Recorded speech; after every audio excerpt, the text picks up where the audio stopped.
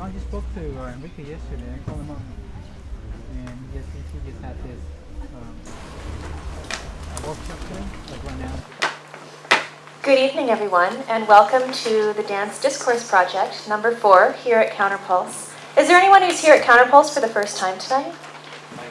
Welcome, welcome. Well, I will tell you that Counterpulse has a whole range of programs, from performances to workshops and classes to political discussions.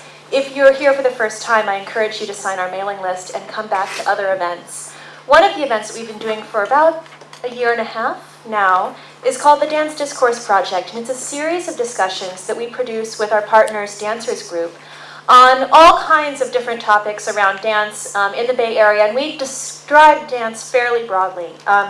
So I will introduce you in a moment to Mary Armentrout, who is really the person behind starting this program.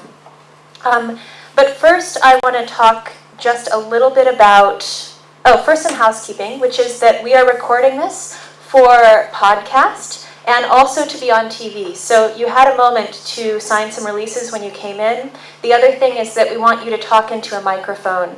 Patrick, do I have like some kind of reverb going on? No. Huh, okay, I'm just hearing, sounding strange. We want you to talk into a microphone because when you ask your questions, we want to make sure that those get recorded as part of the podcast.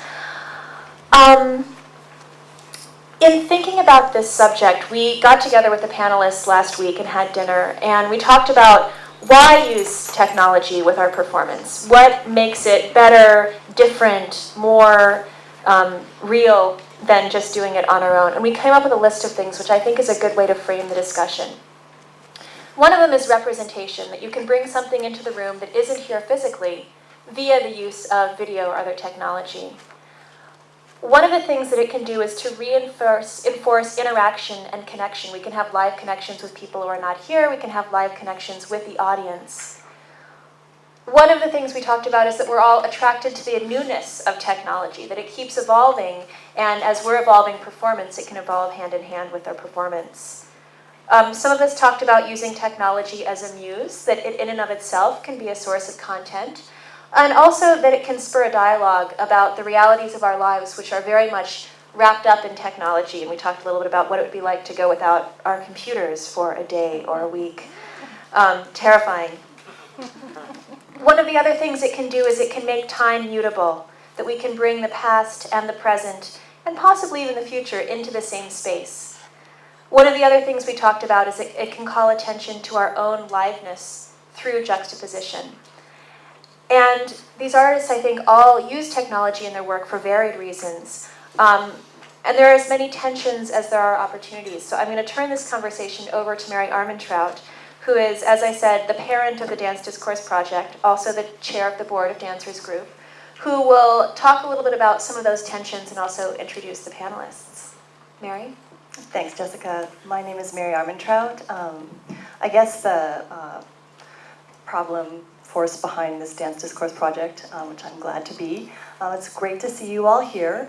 I just want to, first of all, say that one of the main aims for me in doing these Dance Discourse projects is to really have it not just be us here in the fancy chairs talking to you guys in the non-fancy chairs, but hopefully it's a dialogue where we all get to talk. And so our fabulous artist panelists here will talk quite a bit, but I want you guys to feel very, very welcome to talk and bring up your own questions and thoughts as well. We try and make a lot of room for that and feel it's a really big part of this project.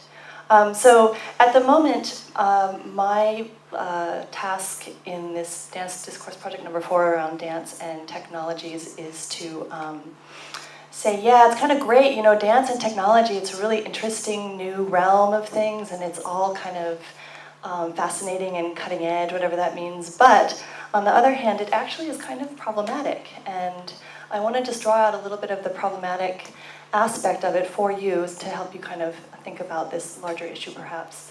So there is a man named Philip Auslander, a contemporary performance critic, and he describes this kind of problematic relationship between dance or any kind of live performance and technology this way.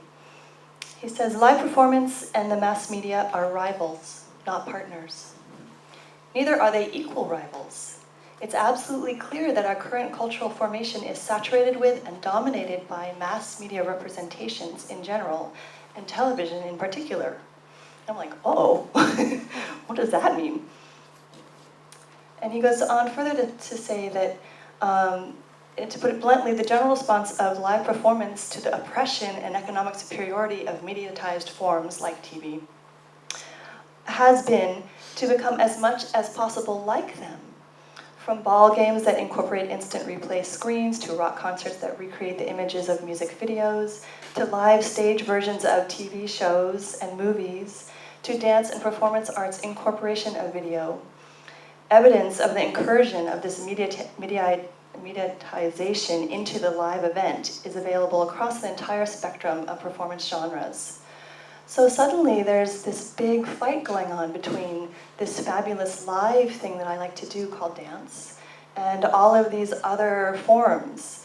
And we're in some big struggle between these two things, and it's a question of who's going to be able to have dominance, perhaps. And so I think that just some sort of sense of the conflict between these two things, and the way in which there's perhaps a threat to the very notion of live performance, the way that live can get subsumed under these layers of technology is the thing to think about.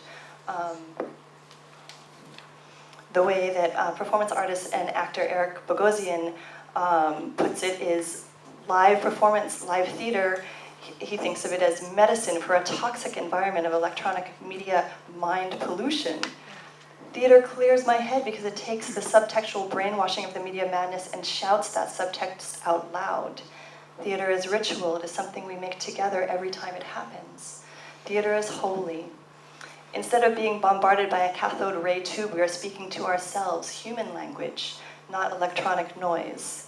So I think that's, again, another way of hearing this conflict. And I think that all the artists that are going to talk tonight have very, very deep and interesting things to say about this, because I don't think for a second that it's going to stay in this moment of black and white conflict, that it's this incredible process of integration and all of this kind of manipulation of forms that will help us understand how we can create the new parameters of being human. So I'm hoping that that will be a nice little frame for you guys to help think about what we're up to tonight. Okay. So we have wonderful artists to talk to you. We have Sarah Kraft and David Slaza and Lisa Wymore and Sheldon Smith, collectively known as Smith-Wymore Disappearing Acts, and also not collectively known, separate in their own rights. And I will turn it over to Sarah Kraft. Yeah.